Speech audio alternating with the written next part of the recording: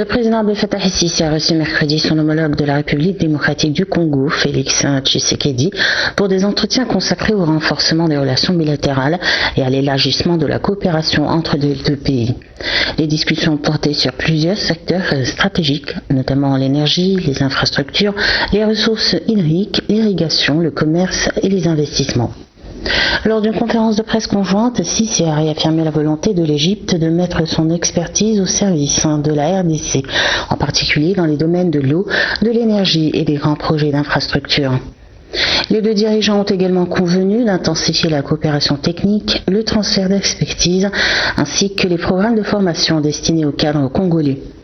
Le président El-Sisi a renouvelé l'engagement du Caire à soutenir les projets de développement hydraulique et les barrages à vocation économique en RDC. La question des eaux du Nil a également été abordée. Les deux chefs d'État ont insisté sur l'importance du respect du droit international régissant les cours d'eau transfrontaliers et sur la nécessité de privilégier le dialogue et le consensus entre les pays riverains. Et Sisi a salué la position de la RDC en faveur d'une coopération fondée sur le respect mutuel et les intérêts communs. Sur le plan sécuritaire, les discussions ont porté sur la situation dans l'est de la RDC. Le président El-Sisi a réaffirmé le soutien de son pays à la souveraineté et à l'intégrité territoriale congolaise, tout en soulignant l'importance des efforts régionaux et internationaux visant à rétablir la paix et la stabilité. El-Sisi a également exprimé la solidarité de l'Égypte face à la crise humanitaire qui touche l'est du pays et a réitéré la disponibilité du Caire à fournir une assistance médicale, alimentaire et humanitaire, ainsi qu'à contribuer aux efforts de reconstruction et de développement. De son côté, Félix Tshisekedi a salué le soutien égyptien à la RDC et les efforts du Caire en faveur de la paix et du développement sur le continent africain. La rencontre s'est conclue par la signature de plusieurs accords et mémorandums d'entente destinés à renforcer davantage le partenariat entre les deux pays et à ouvrir de nouvelles perspectives de coopération au service de leurs intérêts communs.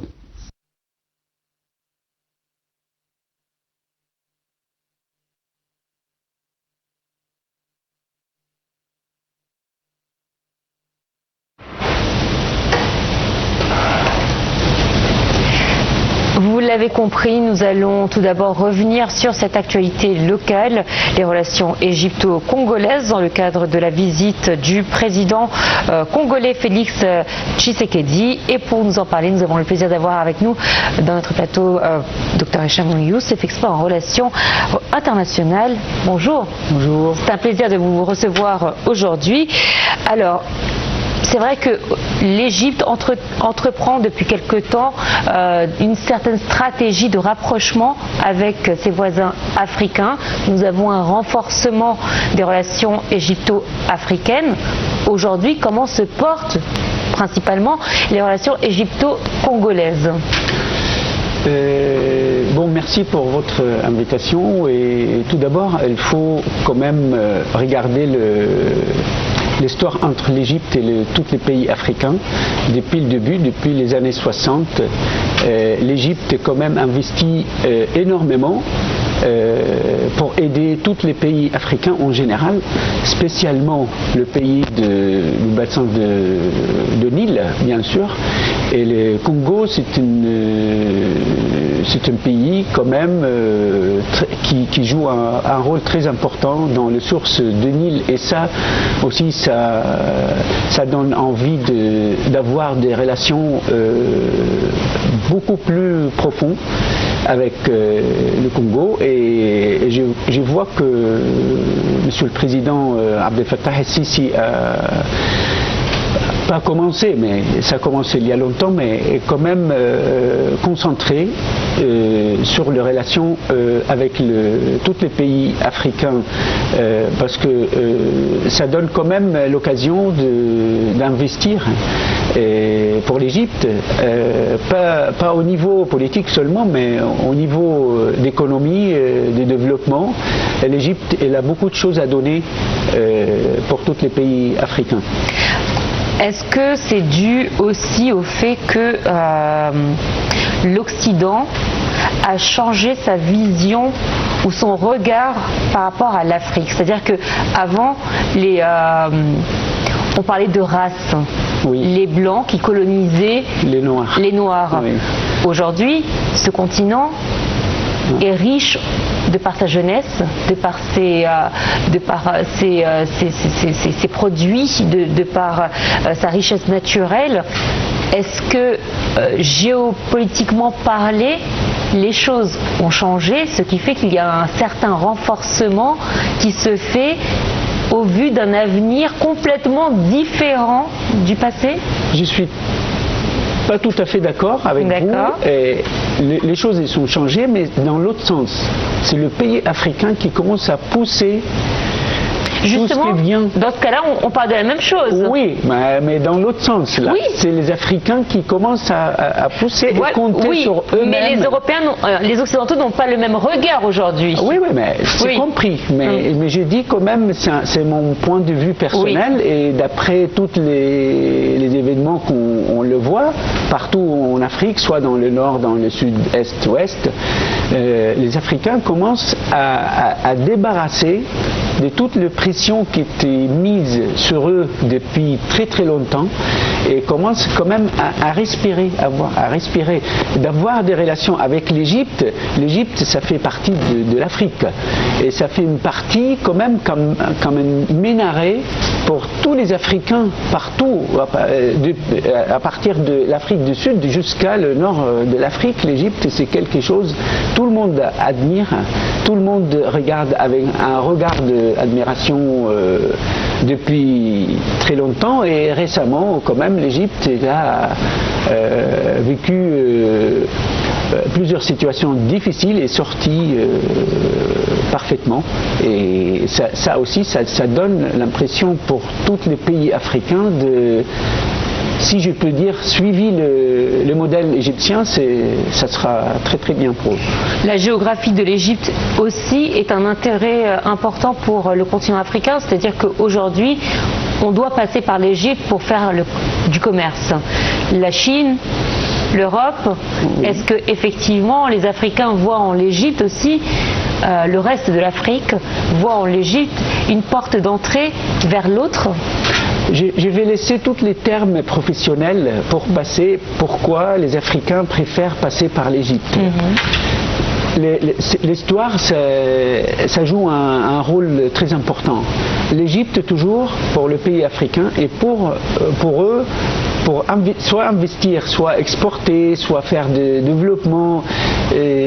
Si je me souviens bien, dans les années 60 et les années 70, il n'y avait que les sociétés de construction égyptiennes qui vont en Afrique. Et il y a dans tous les domaines, le domaine de l'éducation, le domaine religieux, tout ça, ça a laissé des traces, on ne peut pas effacer. À l'intérieur de chaque pays africain, elles savent très bien, l'Égypte fait un rôle, si je peux, c'est le gentil. C'est pas la méchanceté des commerces, parce que dans le monde de business, là, il n'y a pas d'émotion. C'est le business, il n'y a pas. Mais à travers l'Égypte, quand même, les Africains trouvent un sort de confort. Au niveau de la diplomatie. La diplomatie, les commerces, dans tous les niveaux, dans tous les domaines, l'Égypte, c'est la solution ou le choix le plus agréable pour les Africains. Et bien sûr qu'il y a énormément de choses à dire dans chaque domaine, mais quand même on dit en bref, en général, des informations sur l'Égypte par rapport aux Africains. Alors, vous l'avez très justement mentionné, il y a eu des progrès qui ont été réalisés dans le domaine de l'infrastructure, notamment grâce à des groupes et entreprises égyptiennes qui sont allés en Afrique pour construire des routes, pour construire des réseaux routières, exactement. Tout ça, oui. Donc effectivement, il y a eu un partage d'expertise. Aujourd'hui également, l'Égypte se veut comme un allié principal dans le domaine de des énergies. On peut dire quand même un partenaire. C'est pas un allié seulement. seulement, mais un partenaire, parce que l'Égypte a investi dans un certain pays africain aussi, dans le domaine des constructions du réseau routier, de développement, de l'électricité. Si on regarde par exemple les relations entre l'Égypte et le Congo, on arrive à avoir au moins 500 millions de dollars d'échanges de commerce entre le Congo et l'Égypte. C'est pas les sommes on peut imaginer, mais quand même il y a un mouvement aléatoire entre nous et une bonne relation, et le rôle égyptien aussi d'aider un pays comme le Congo d'avoir la stabilité et la paix d'après les événements qui durent dans l'est du Congo aussi. Si on regarde en général, l'Égypte joue un rôle de gardien de la paix avec un certain pays.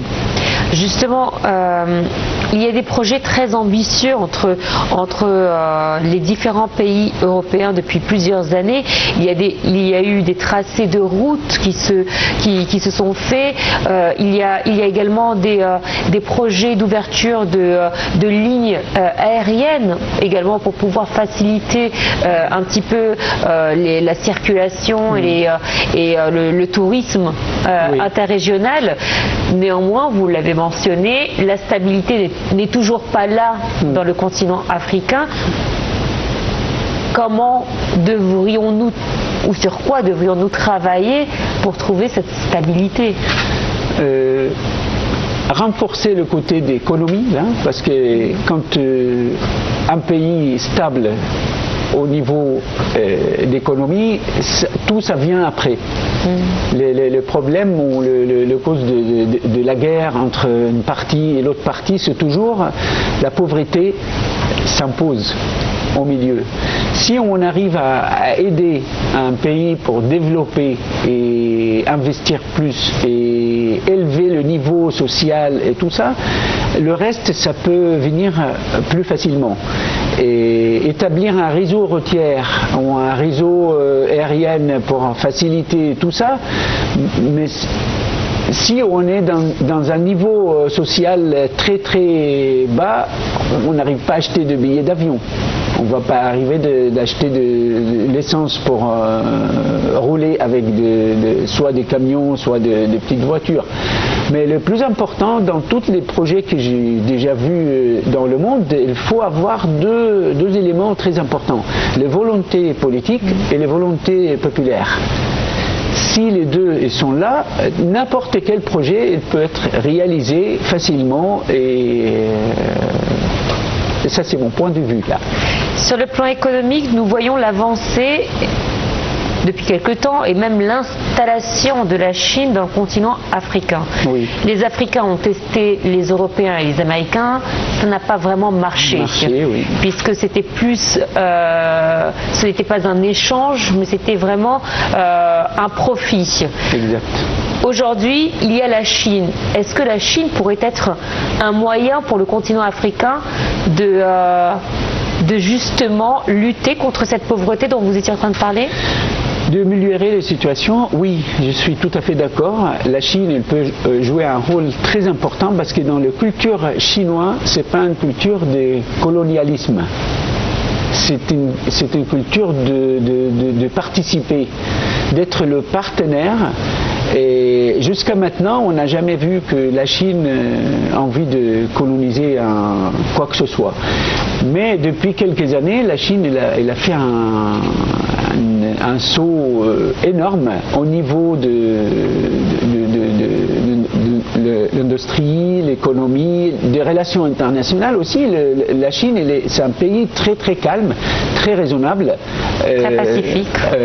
Elle participe, elle investit avec beaucoup de pays africains bien sûr qu'elle profite quand même la présence de toutes les choses, les minéraux, les matériaux, les matières premières aussi pour leur industrie, parce que la Chine a besoin énorme de choses aussi pour continuer de leur production. Et moi je suis tout à fait d'accord avec vous, la Chine elle peut jouer un rôle quand même très important d'améliorer le niveau social en Afrique, partout en général. Alors, c'est une ouverture à notre second sujet, celui sur la reprise des frappes entre les États-Unis et l'Iran. Depuis 2 jours, effectivement, les frappes ont repris entre les deux parties et les ripostes s'enchaînent. L'Égypte a condamné avec la plus grande fermeté les attaques iraniennes répétées contre la Jordanie, Bahreïn et le Koweït, les qualifiant de violations flagrantes de leur souveraineté et de menaces pour la stabilité régionale. Un compte rendu, on se retrouve tout de suite après. Cette opération présentée par Washington comme une réponse à des actions hostiles visant les forces américaines dans la région marque une nouvelle étape dans la confrontation entre les deux pays et suscite des inquiétudes quant à un éventuel embrasement régional. Selon les autorités américaines, les frappes ont ciblé des sites de défense aérienne, des systèmes de surveillance et des infrastructures de commandement iraniennes. Le Pentagone a affirmé que ces opérations visent à réduire les capacités militaires de Téhéran et à protéger les forces américaines déployées au Moyen-Orient. De son côté, l'Iran a dénoncé une agression flagrante et promis de répondre à toute nouvelle attaque.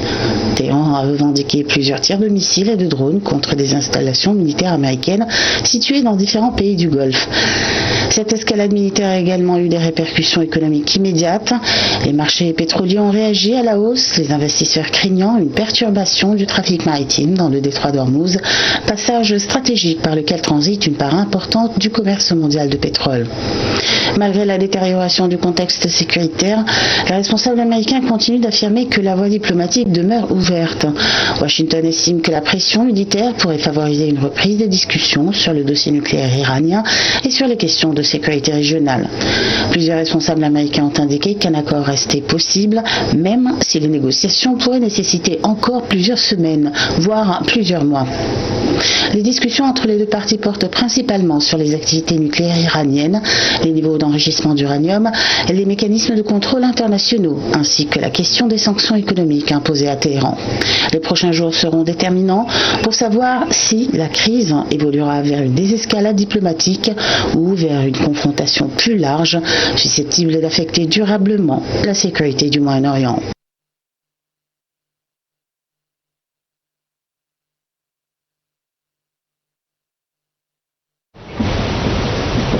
Voilà, alors je vous disais avant le sujet, les frappes ont repris donc entre les États-Unis, Israël aussi, et l'Iran.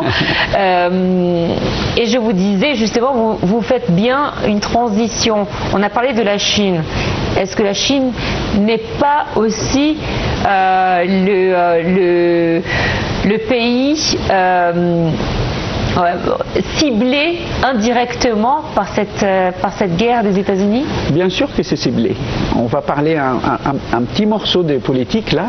Bien sûr que les États-Unis profitent de l'occasion de ralentir la Chine, parce que la Chine compte sur l'Iran aussi pour fournir du pétrole. Ce n'est pas ça seulement, mais au niveau le chemin qui était la Chine en train de construire là, les chemins de commerce là. Et ça aussi ça ralentit parce qu'il y a la guerre.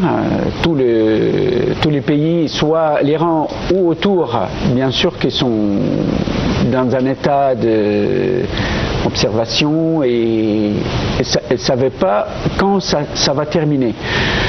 Et moi, d'après tout ce que les nouvelles qu'on le regarde et on le reçoit, les États-Unis cherchent une façon de comment on peut sortir de cette guerre, la tête haute.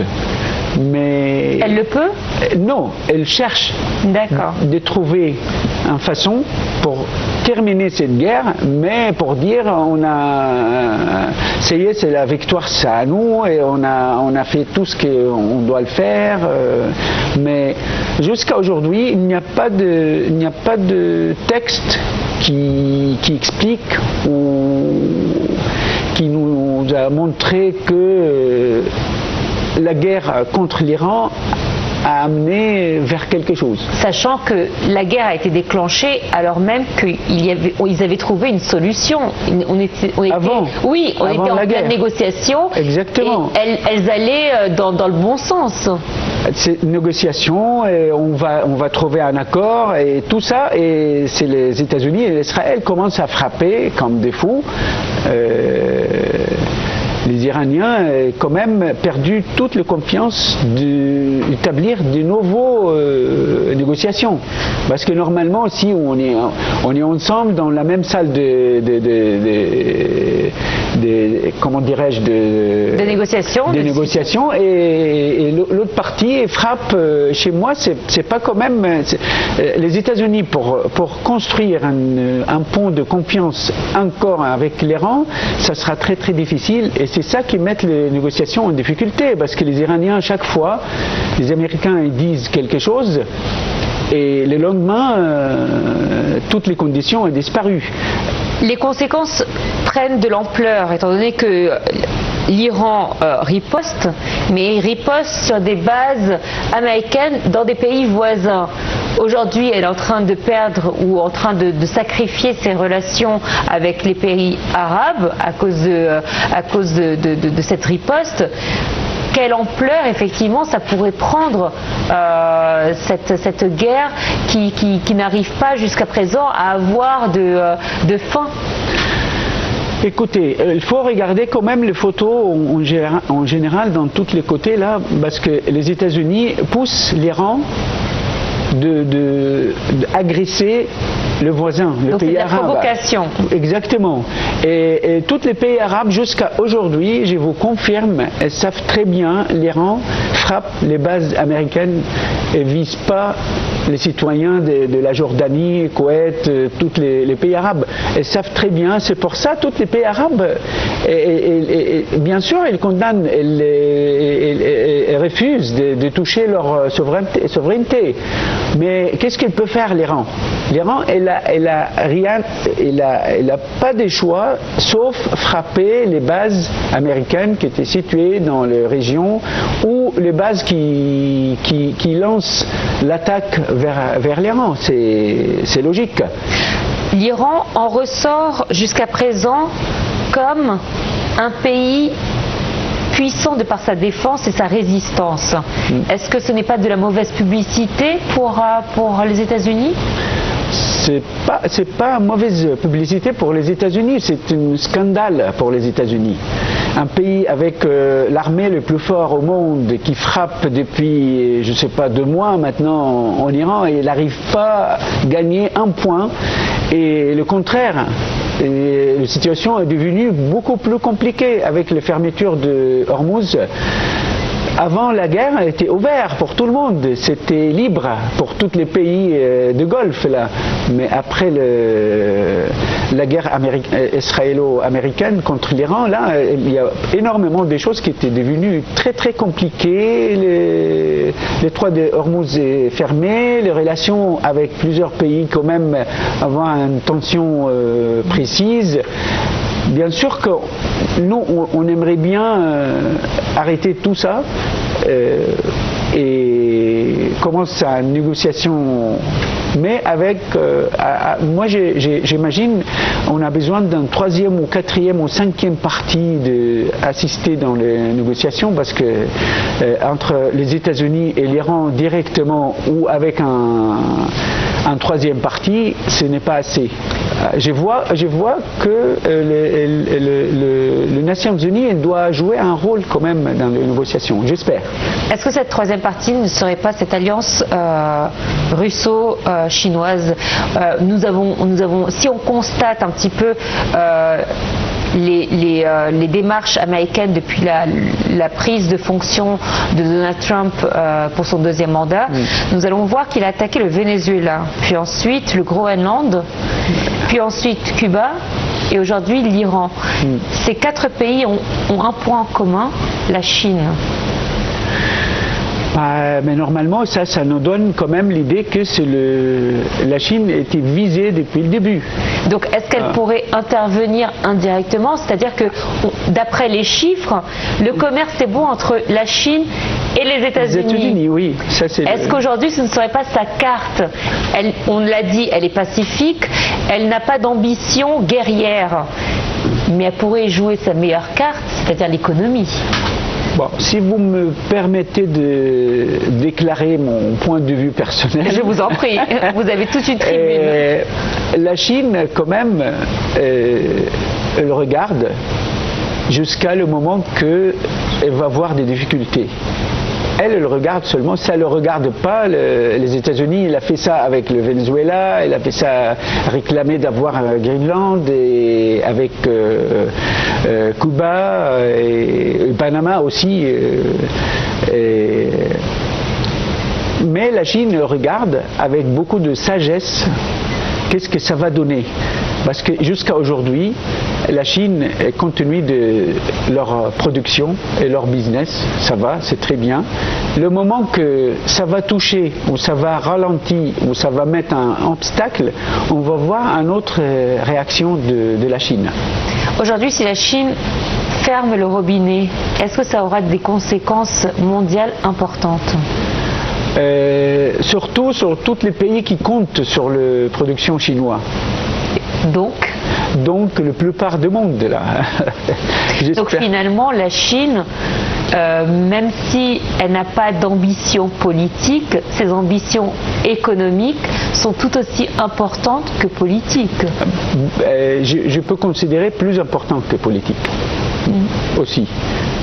C'est logique, et la Chine, elle a joué le rôle le plus gentil là, avec l'économie, pas avec la guerre, pas avec les armes, mettre des soucis partout dans tous les pays voisins et à la place des autres là. Mais la Chine, elle a choisi le chemin qui amène vers le mieux. C'était le plus long. Le plus long, mais c'est sécurisé, c'est bien pour tout le monde, parce que même dans le pays le plus petit au monde, là, il y a quand même des articles chinois chez eux. C'est partout, la Chine existe chez tout le monde, fortement, ou moyennement, elle existe partout. Le monde est prêt à changer de première puissance mondiale? C'est pas un choix, c'est une obligation. C'est pas nous qui choisissons on va aller où exactement. Mais nous sommes préparés. Mais nous sommes préparés d'y aller, parce que normalement c'est une question de continuation pour tout le monde. Là, comment on va continuer, mais pas avec qui. Mais est-ce qu'on va continuer de vivre mieux en mieux, ou on va voir des problèmes? C'est ça qui gêne tout le monde là. Docteur Hesham Youssef, ça a été un plaisir de vous avoir avec nous sur notre plateau. Je rappelle que vous êtes expert en relations internationales. Merci infiniment. Merci à vous. Merci beaucoup. Merci.